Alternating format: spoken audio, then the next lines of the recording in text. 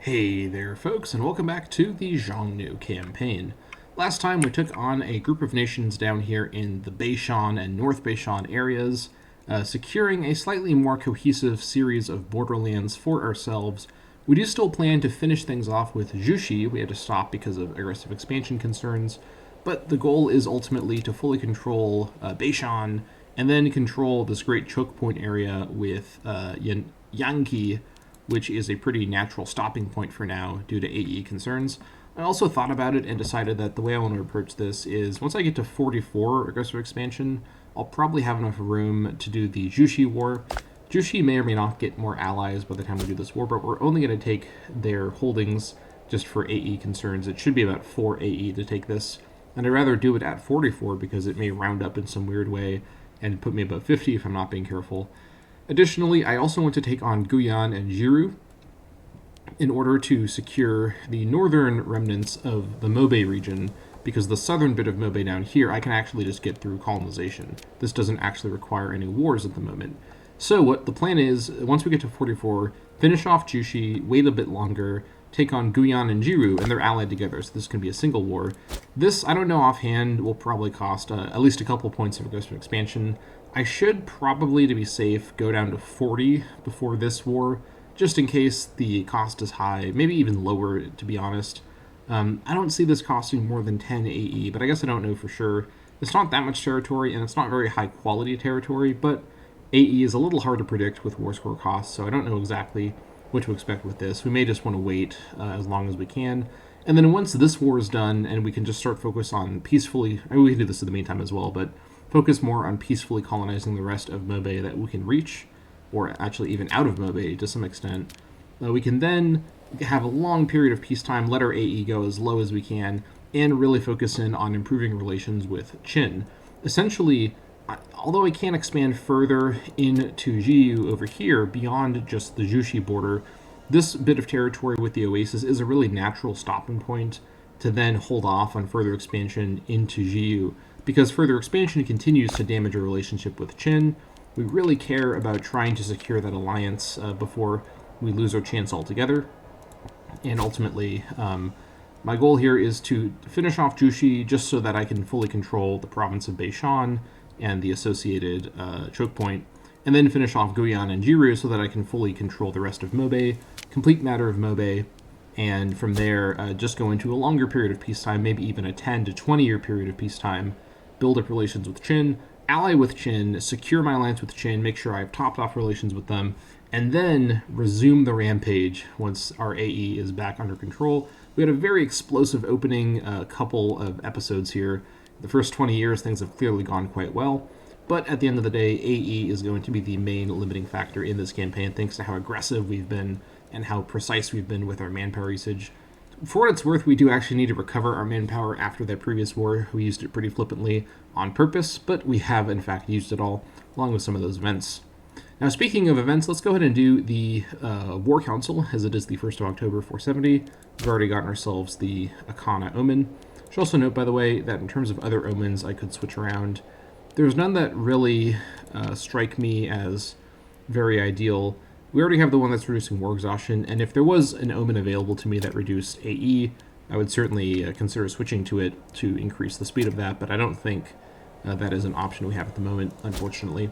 Maybe we'll meet some other, we'll encounter some other religions, and we can actually integrate some other deities that give us such a modifier, but at the moment I don't really know offhand which religions have what what deities, so I couldn't exactly do anything about that.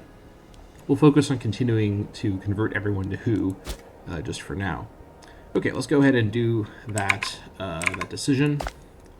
Rather, not decision, that action, that interaction, summon the War Council. Now the goal here is to get a claim on Jushi, but I'll also accept a claim on Guyan. And I think, so our 3 claim targets are Jushi, Guyan, and Qin. Those are our 3 neighbors. I guess Amerigia is also technically a neighbor. So hopefully there's a good shot we'll get a claim on at least Jushi or Guyan. I want the Jushi War first, so ideally Jushi first, but I guess we'll see what we get. War Council assembles. The gruff voices barking over the sound of carousing outside yields an atmospheric setting for the latest meeting of the Xiongnu War Council. In attendance are several of the council's most well-respected members, Chaley, a well-loved and competent leader. Tingdush is Huhuodi, a well-known rogue and philanderer. And Feng Hu, an advisor of uncertain standing. As promising and flawed arguments are proffered on all sides, the status quo descends eventually.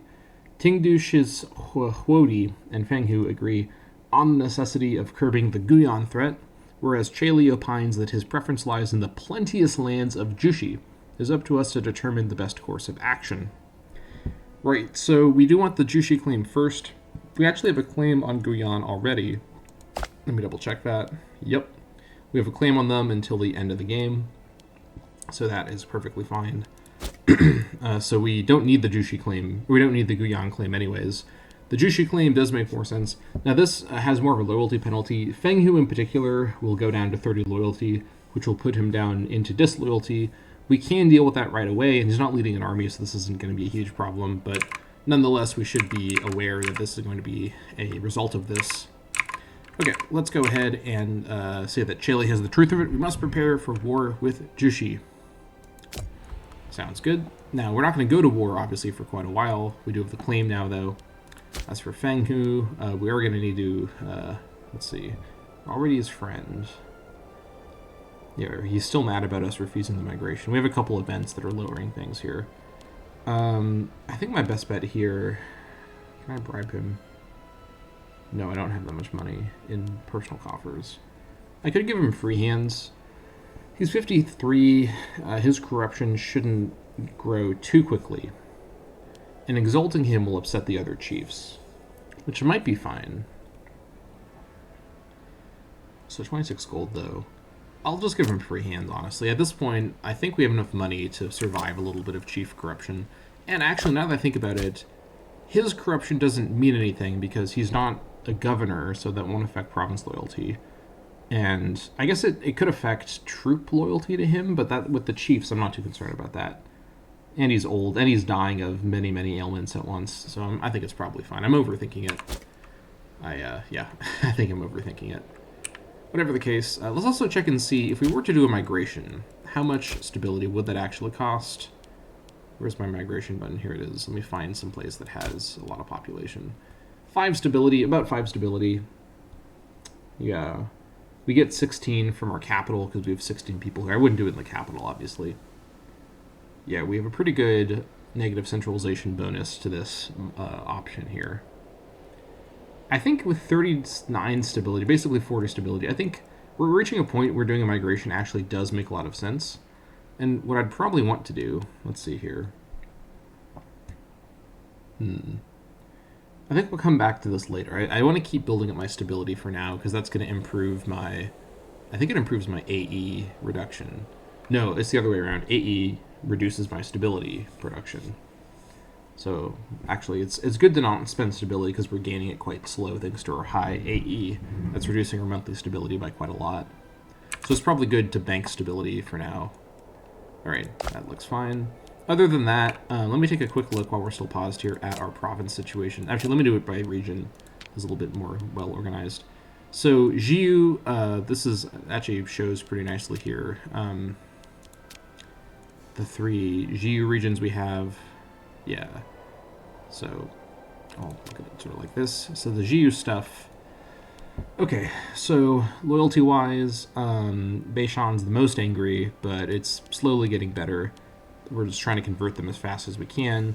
This is probably sustainable for now. Once we're getting... Okay, North Beishan is a bit more unstable, but their loyalty loss is also a bit less severe. Can we replace this guy with a more competent administrator? Because he does not have the best finesse in the universe here. This is a Hellion character. How many Hellions do we have? We can replace him safely. Let me do it through here. It's over here. Yeah, here we go. How do I replace him? Hold on. Oh, here it is. Yeah. Nope. Oh my gosh. Change governor. Here we go. Yeah, that's right. We're low on finesse characters. That's definitely a problem. If I can find a finesse character that gives a bonus to conversion, that would actually be pretty handy. Zealous doesn't give a bonus to conversion. I wish it did. Might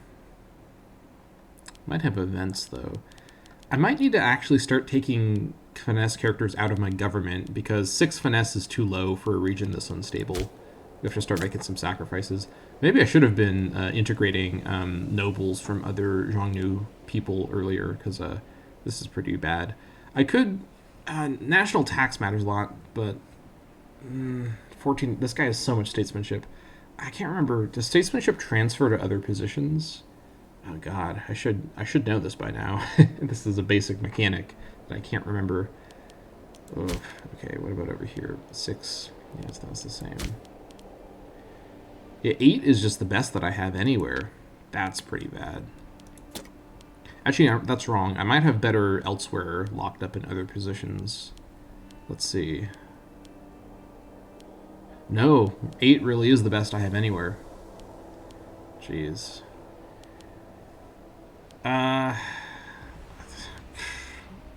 No, I can't lose 14% national tax. That's too much. A lot of my money is coming from taxes still. I don't have the full commerce economy set up yet. Oh my god, that's a lot of corruption. I need to replace this guy just because of his corruption, actually. Yeah, that's no good. That's reducing the province loyalty quite a bit. Well, is it? Hold on. Let me double check this. No, not there. Well, actually, he is increasing it, but... Oh, no, he's reducing it. It's minus 0.04. That's a substantial enough amount that I should replace him. All these policies may get switched around when I replace him, but he's too corrupt. Oh, you have a lot of corruption, too. Okay, we are going to take the tax guy.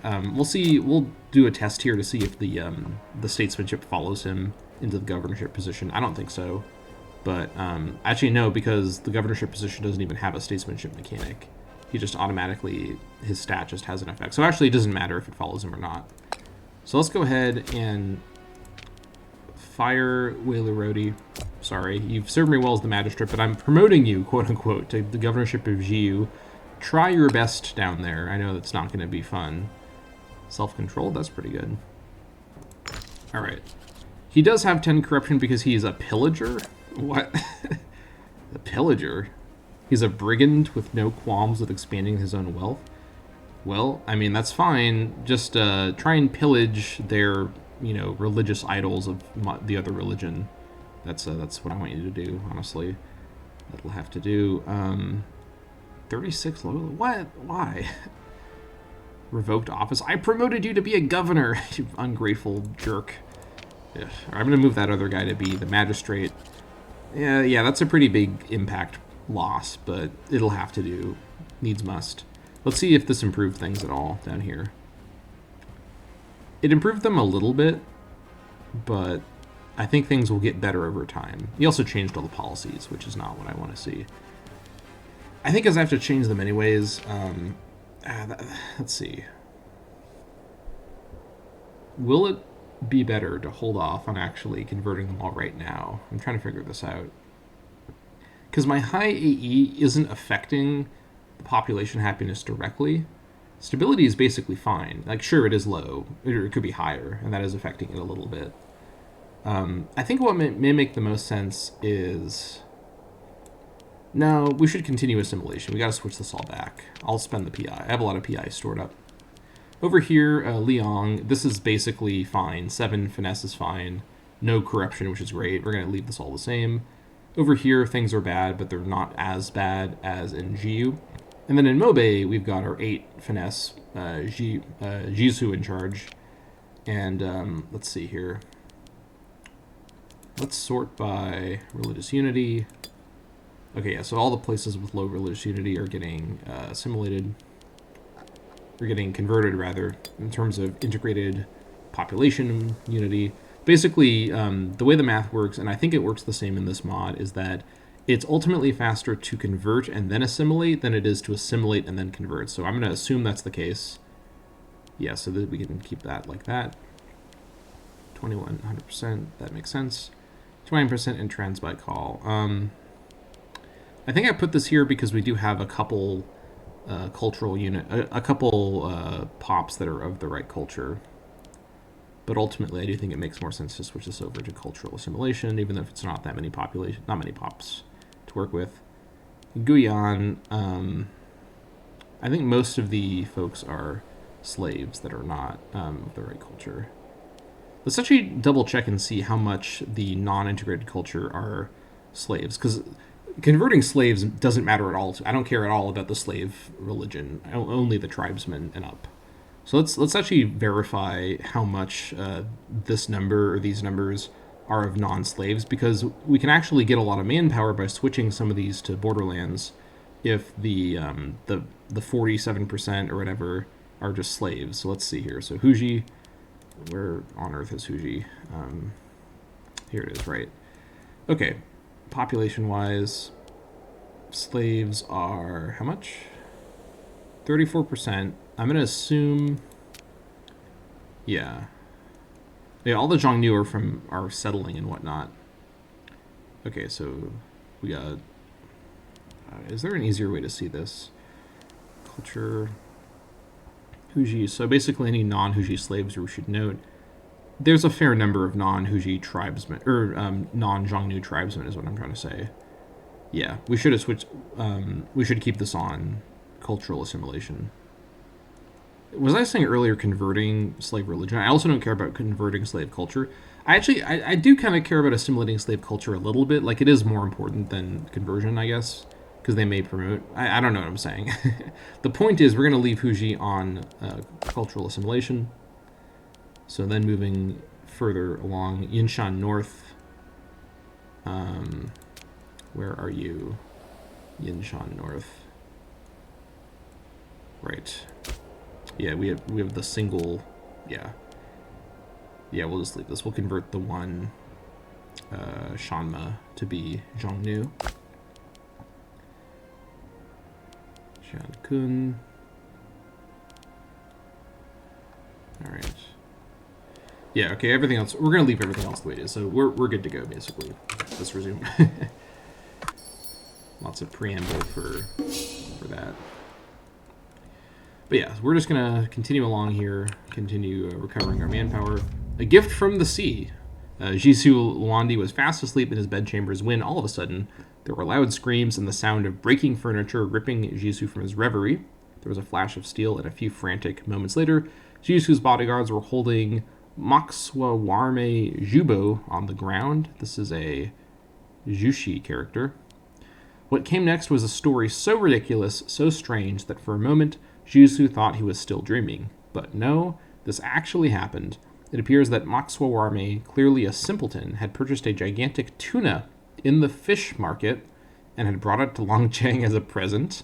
That, my dude, is what we call a not great fish to eat. The nearest ocean is literally like 100,000 miles away, so I don't know where you've been fishing. Maybe he's fishing tuna from the big lake, but if you got that from the sea, that tuna is not good to eat still, my dude.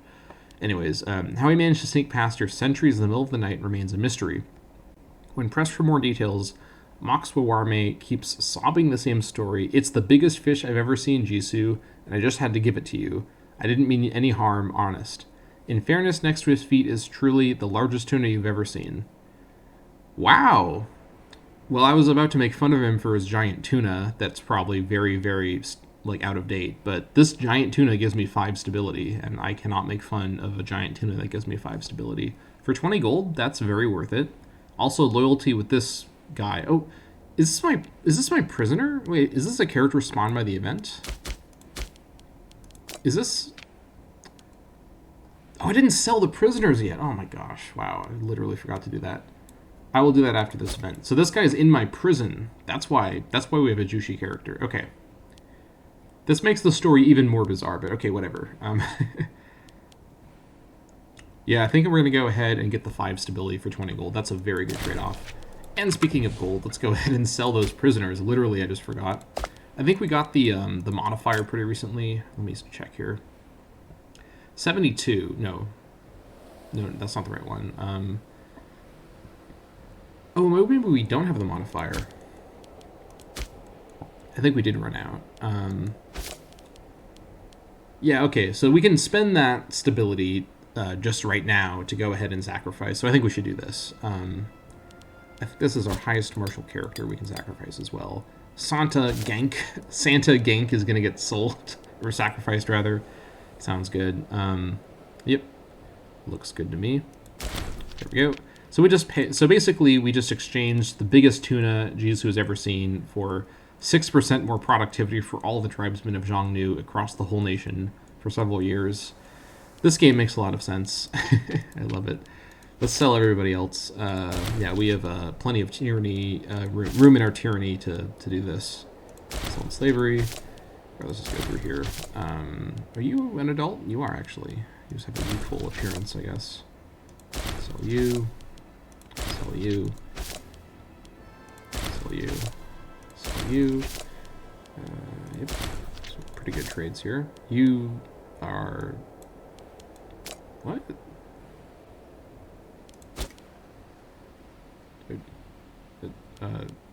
Oh, I already sold you. That's like, why can't I interact with that character? I've already sold him. Okay, we're fine.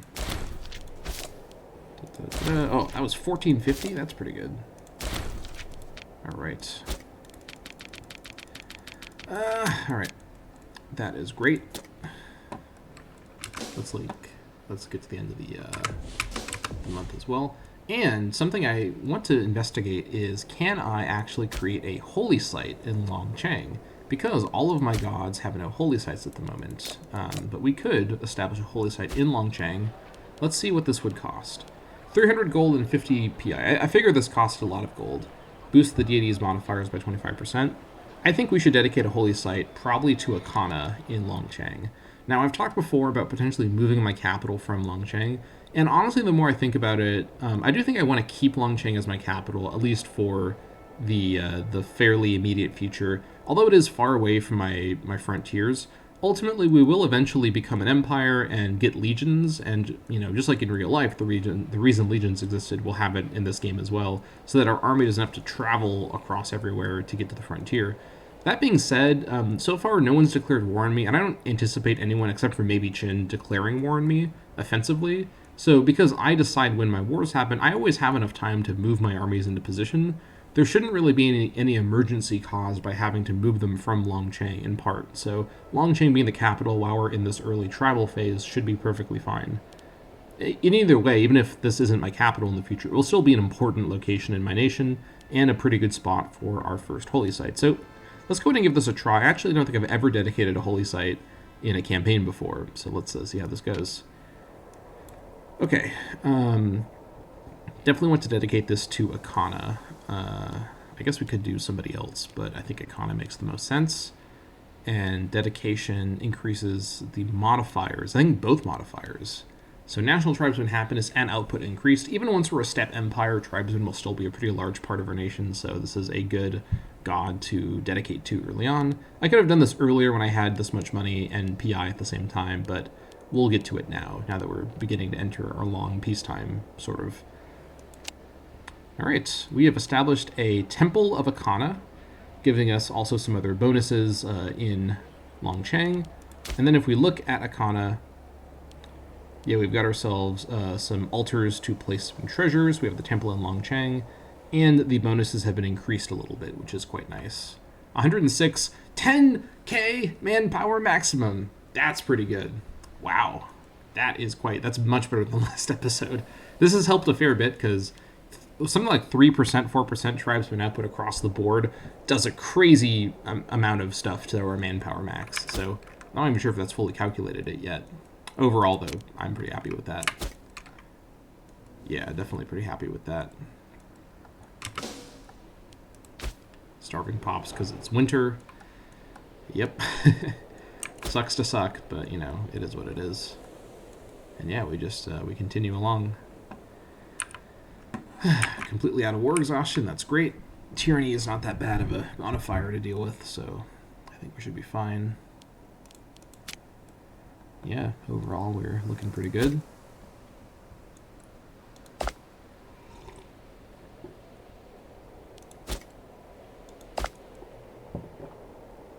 For about 20 years in, I think we're doing quite well. We've been insulted by Amerigia. Really? What are you doing? This is the world's goofiest decision, because Amerigia's entire existence is dependent on me deciding to just end my expansions over here at their borders. They do control another good choke point for this area, actually 2 other good choke points.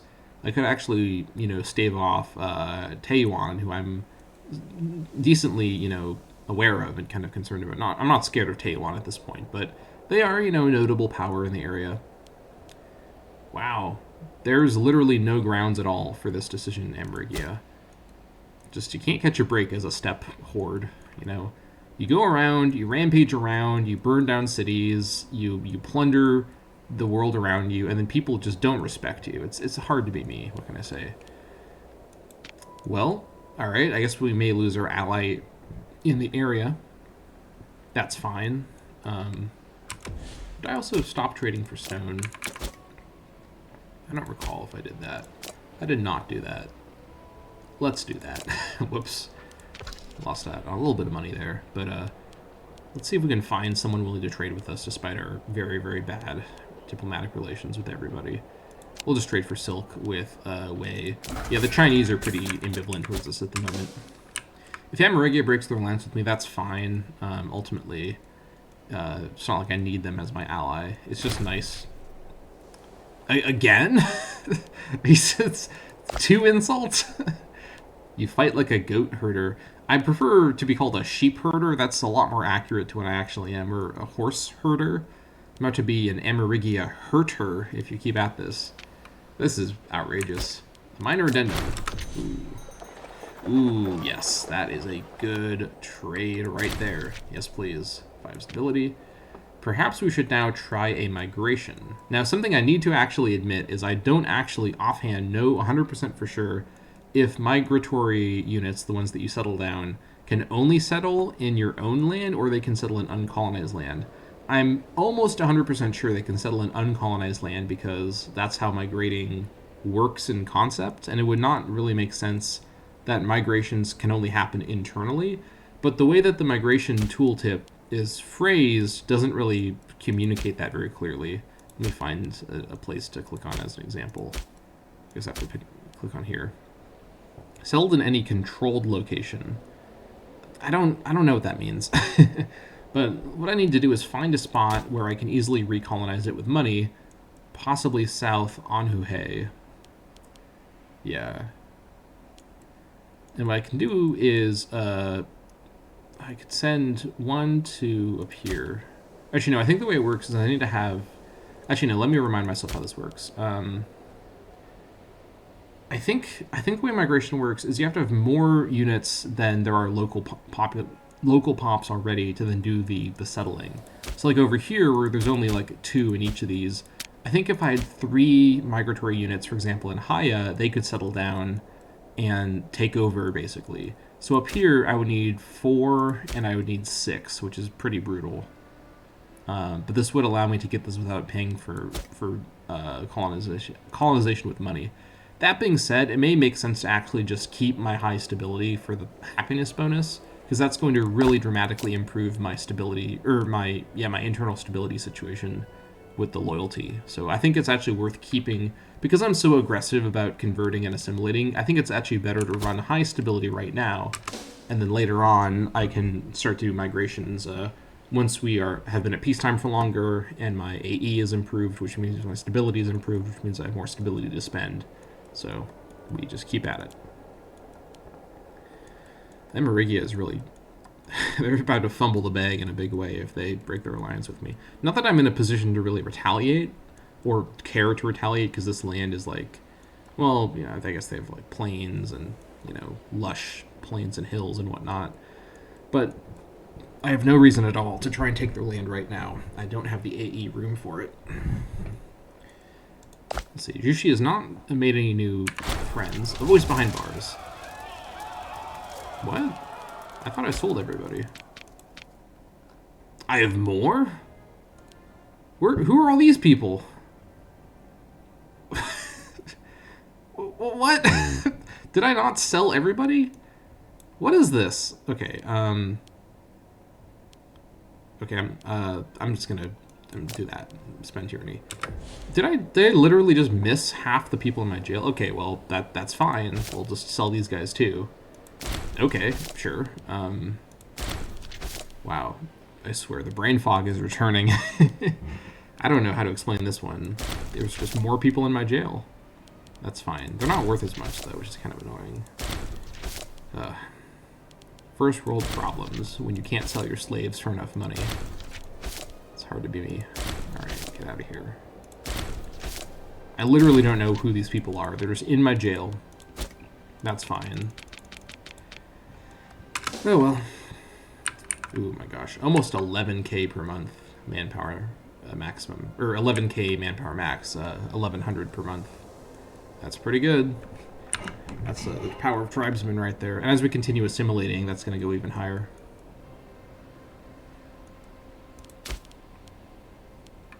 .5 per month is not too bad for where we are as a tribe, but certainly could improve. The nice thing is this gives us so much room. Oh yeah, they broke the alliance. I don't understand the Emerigi AI. They border one person, and that person is me. So you think they'd be very motivated to maintain their alliance with me for their own survival. I don't understand, man. Okay, Province of Guyana gained strict organization for 120 months. That's quite good because this is my capital, so that's a lot of extra tax and manpower. In fact, let's actually count together how good this is. So 11,135, 114, 4.26. We'll, on the monthly tick update, and we'll see exactly what we get.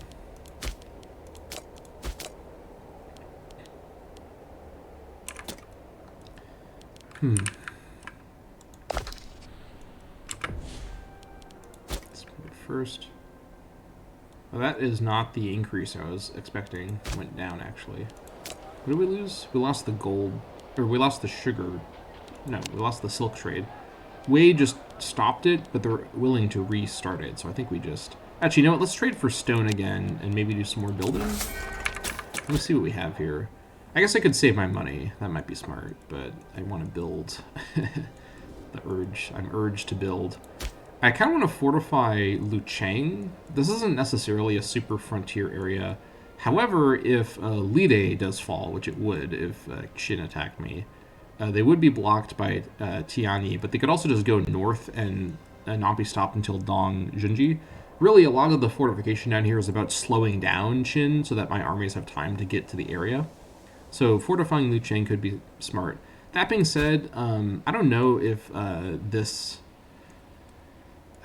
Let me look at this here. So there is a good chance that Lucheng does end up becoming the permanent provincial capital of Zhangye, because it has water. It is a steppe tile, but there's no other tiles aside from steppe in this entire province, despite it looking like there would be. So it is technically probably the best tile for the provincial capital, and it's in a good central location of multiple choke points. So yeah, I think we keep the provincial capital here. I think we should fortify it. Or, alternatively, we could build a city building in Longcheng, if we were so inclined. We do have a couple of nobles here. In this mod, nobles only produce research points, and they produce a lot of research points. I think while we're still a tribe, we probably shouldn't try to do any city building. I just don't think it's going to be worth it at the moment. But a fort in Longcheng could be quite good. Plus, this would... Once I have a fort here, I'd have a frontline fort with Lide, and then I'd have basically two forts to form a sort of a second line of fortification down here in the south. So yep, let's build that, and then we'll let's go ahead and switch over. Actually, how much was that? 118. I could save up and build another fort, but I think we'll go ahead and switch back over to trading for silk. No, hold on. Trade for silk. Chinese, looks fine to me. All right. Continue getting that money. Actually, you know what I might trade for? Let me back out of the silk idea. I'm going to trade for livestock. No, actually, I already have double livestock, so never mind. I do think that would have been a good idea. I could trade for furs, actually, to get experience decay, but that's not necessary right now. Wild game? No, archer discipline doesn't matter at the moment. Horses, Heavy discipline, step horses. Actually, yeah, no. Silk is the best item at the moment, so yeah, let's trade for silk. I was going to trade for livestock because I want extra pop promotion, but I already have that locally, so no need to worry about that. Governor of GU is disloyal. I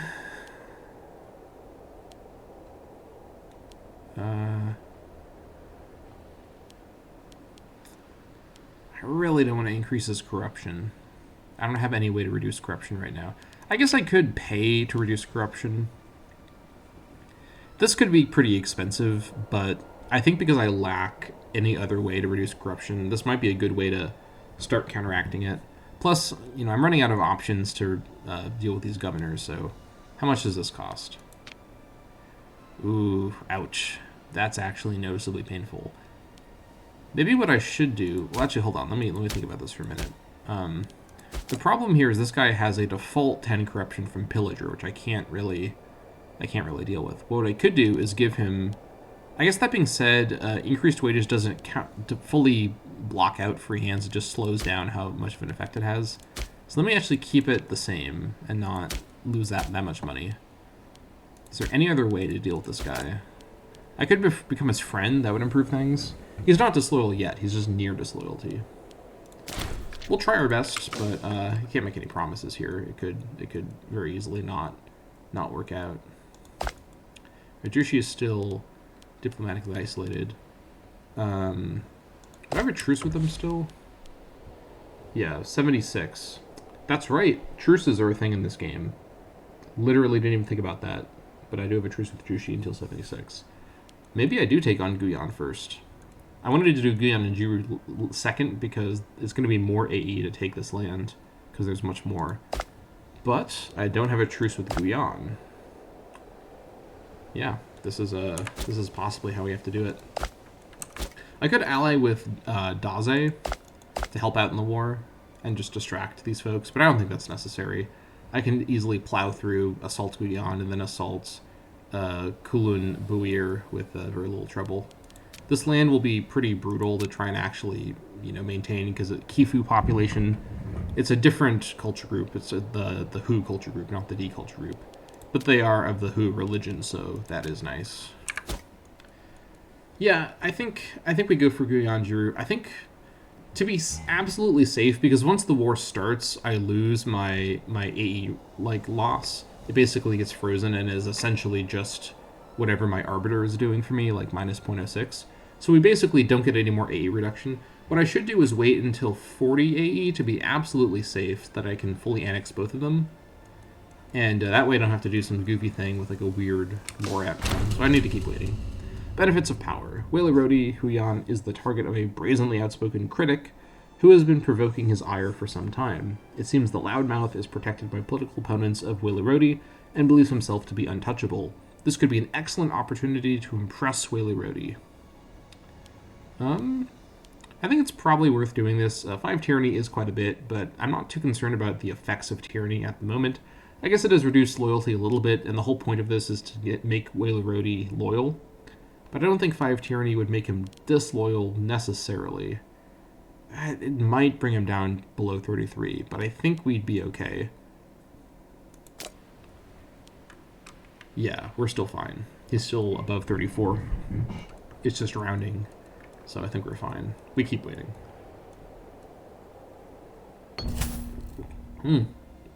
Everyone likes gold. Of all the ways of making friends, a gift is perhaps the oldest and simplest. In the world of politics, wealth shared generously and unconditionally has more influence than kind words or affection. How much is the friendship of Wailerodi worth? Okay, so the nice thing about this event is you can go into debt on your character, and there's no significant penalty here for doing that, for this event chain. So let's go ahead and just promise him a lot of money that we don't really have and make some progress. Now, unfortunately, with the... I've talked about this before, but the friendship minigame that I'm doing right now in this game is my least favorite version of this idea Paradox ever did, where it's just a bunch of dice rolls. Just, it's bad. Our position offers many ways to publicly flatter Wailerodi. Careful praise of his deeds in the halls of government and among the notaries of our country. How many friends do I have, by the way? I've got room. I have 14 friends. Wow, that's a lot of possible friends. I didn't realize I had that many options. I'm friends with 2 of my chiefs as well, which is quite good. Anyways, a lavish sacrifice in his honor could hardly go ignored. And then again, if you can spurn the gift of a public statue in their honor. Okay, so could pay money, stability, or PI. I actually think PI is the least important resource, but the money cost is the best trade in terms of the exchange rate. So let's pay 25 gold. That's perfectly fine. Commission a statue in his honor, all that stuff.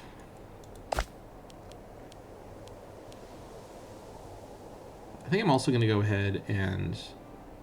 No, I'm not. I'm going to wait to improve relations until I'm done getting AE. So after the Guyanjiru War and then the Jushi War, we'll then go hard on improving relations with Qin for a while. Qin's continuing to expand. Love that. Friendship with Whale of Roading. Hey, look at that. The dice rolls worked out in my favor. Our efforts to encourage a friendship between Jisoo and Whale of Roading have paid off. Naturally. Yes. I think this needs a minute to update. There it goes. Okay. We are back in the clear. Tactical friendship has been achieved. Very nice. Yeah, so that should keep him happy for a while. That revoked office malice will go away eventually. We just have to kind of wait. Who are his rivals? He's rivaled a bunch of random people in the nation. I've commented about this before, I think, but the way under the hood this game's many tens of thousands or hundreds of thousands of characters are forming friendships and rivalries and relationships kind of behind the scenes with the player not really paying attention is so convoluted and complicated that I'm glad the game doesn't really use those interactions more mechanically, because I could never keep track of it unless I was playing an extremely like hardcore micro roleplay type game.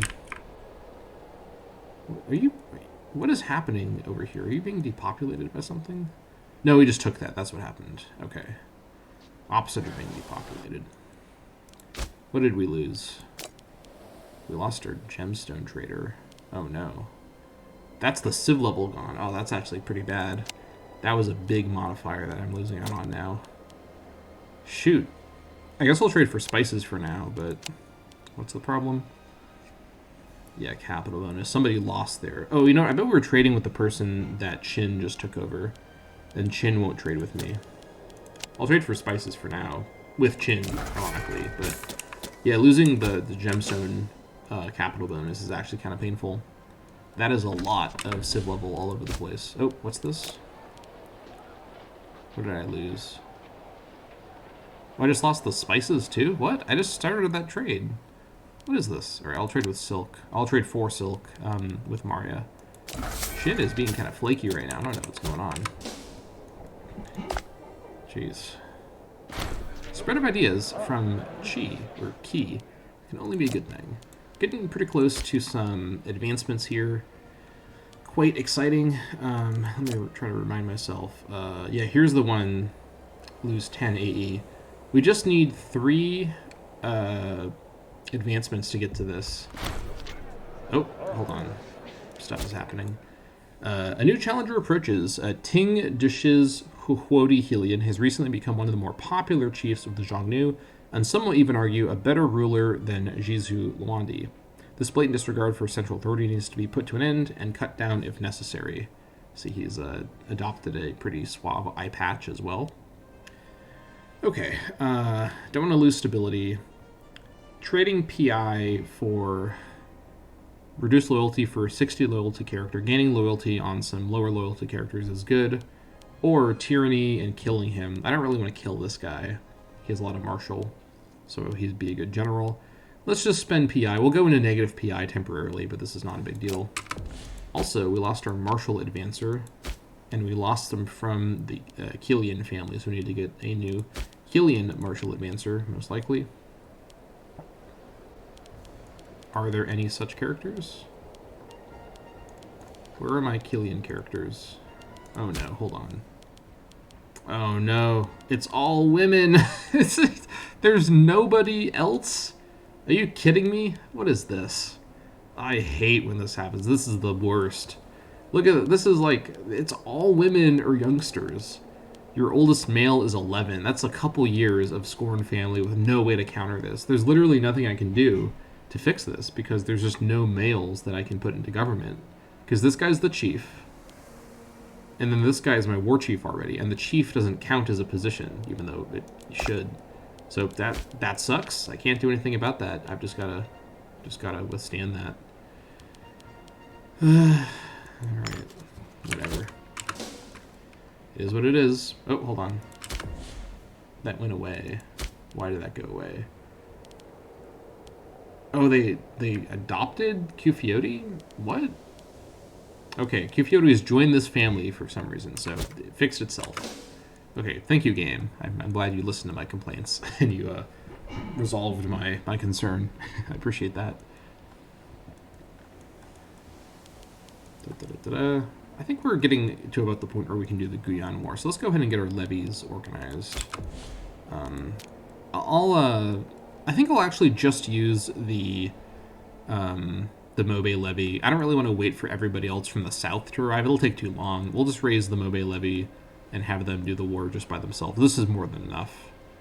I guess we'll miss out on 3 infantry units to join in, so we'll have to deal with just 7 to do the assaults, but 7 should be enough for the 2 assaults back to back. I think we should be fine. Let's just raise everybody, get the army paid, and once their morale is ready to go, we'll start this war. I think we should be okay AE-wise. I'm probably being a bit too conservative with my AE ceiling here. I think we should be fine. And then we'll get these guys organized as well. Let's have, where's my, you lead the force because you've got the supply train. Get all your things organized here in terms of tactics. But on that, deception, state of deception. Lots of deception tactics here. I guess we'll just, everyone will be deception. Oh, that's everybody, okay. Great.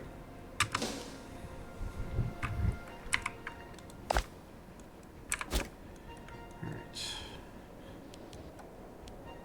We'll wait 1 more month or so for the morale to reach full, then we'll attack. It'll be in the summer. That's great because we're in a very northern area, so should be good.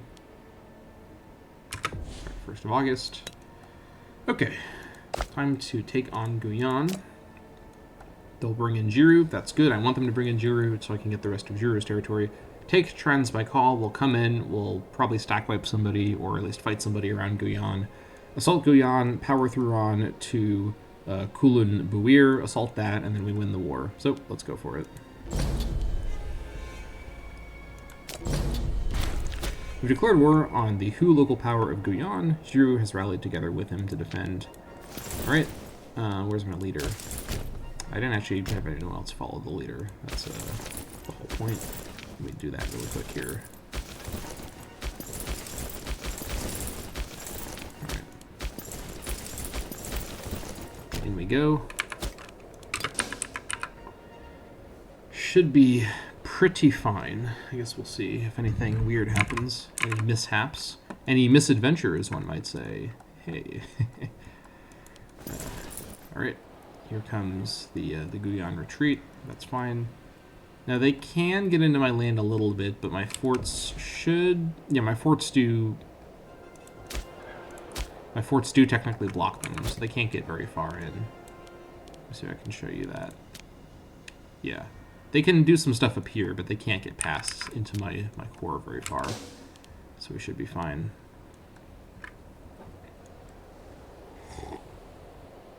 I think we should have enough AE room. We'll see what we've got. Actually, I guess we can see right now how much this would be. Okay, it would be... Really? That much? That's more than I was expecting. Okay, it'd be... Let's round up, because this game it hates me. So let's round this up to 3. 3, so that's 6 for just the Guyane stuff. And then possibly 6 for Jiru? Really? That's kind of hard to believe. Okay, let's think about this for a minute. 6, that put us to 47. I might not be able to get Jiru in this war. I'm kind of surprised about that. Oh, all right, that's fine. If we could just get Guyan, that at least is a good start. Let's assault this. Should be pretty. Oh, we finished a fortress. Good timing. All right, this. Well, that's too bad. I guess it's fine. We can always just come back for Jiru later, but I would prefer to just get them out of the picture. What is this? We lost our... What did we lose our trade for? What did we lose our trade for? Was it our silk? We lose our silk trade? Everyone's stopping trading with me. It's not very nice. What's valuable that I can access right now? Honey is probably the best item I can access with value. I guess elephants is good too. Let's get elephants, actually. That's probably the best for output from Mario. Mario will always trade with me. Mario will never abandon me like everybody else.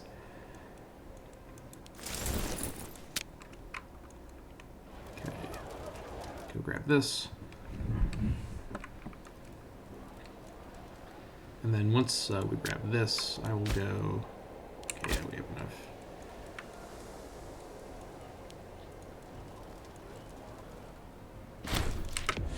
Okay, let's see here. So Guyan is ready to leave the war. Okay, so this is 6 AE, as I thought it would be. 6 AE, and it would be about... Yeah, this is going to be a problem. So we're at 40 right now. We could go to 46, and that'd be fine. Even if this rounds down, that would still be up to 51. I guess we could literally wait a year to get down to 39 or so. And then go for this and maybe scratch out, or like, what do you call it, like squeeze in below 51. But then I'd have to actually go fight the enemy army and I'd have to catch them. So I think we probably just want to do this deal right now. Secure the Guyan land, kill the Guyan tag. We'll have a truce with Jiru. What we can do is then have peacetime for a few years, attack Jushi once our truce with them is up, and then go back and attack Jiru once our truce with them is up. So our long peacetime may have to actually look a bit more like a little or what do you call it? A little interwar period, and then fight Jiru. A little interwar period, then we fight. Or no, sorry, interwar period to fight Jushi. Interwar period to fight Jiru, and then a longer peacetime. This will probably have to do. Yeah, I don't have room for the Jiru stuff in the deal, unfortunately.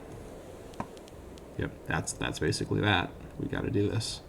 I mean, Guyan was an important nation early in our nation's history, one of our early allies, so we shouldn't overlook their importance to us, but of course we're at a point where we've far outpaced them, and now they will be a footnote in the history of Xiongnu overall. So let's go ahead and grab this territory. Just take Guyan. Jiru will save for later, unfortunately. Guyan elite, we're going to go ahead and imprison them because they are a different culture group, so they can be sold. All right, and we'll lower the forces just entirely. 4 months. Okay, yeah. So we still have to wait though until 476 to go after Jushi. Anyways, let's take a quick look at this new territory as well. So capital over here has been moved from up here to Guyan. That's pretty good. Guyan is a hills tile. Actually, Bayanour might be a better spot because it's a hills tile and it's on a river. Yeah, there's some actual hills tiles around here. Bayanour is also a bit more central in the province. Oh my gosh, 1, 2, 3, 4, 5, 6, 7, 8.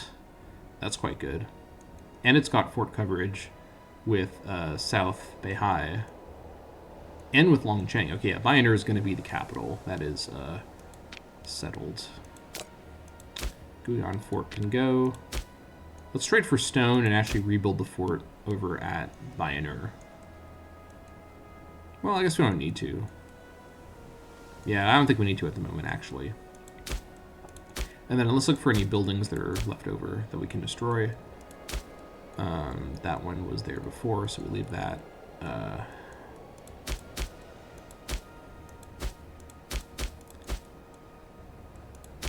down here, tribal settlement, will destroy that. Mine down here, what are we producing? Stone. I'll destroy the mine. Yeah, and then down here, will eventually... This is the Gonglu province. Eventually, is there any good tile in this whole area? Lengjutsu may be our best. Lengjutsu may be our best spot. It is a hills tile. It's a little close to Bayonur. It's not as close as it was to Guyan, but it's a hills tile. It's got water. The other good option is one over here as the to represent kind of a choke point.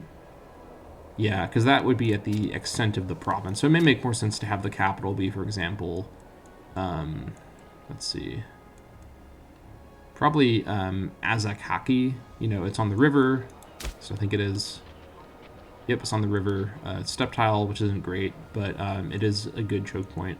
But we need to wait till we take Jiru to actually make that move. So that's fine. Let's sell our people really quick while I'm thinking about it. Out into the markets we go. Not you, I'm going to release you. You are not very valuable. I'll release you, and I will sell you. Okay.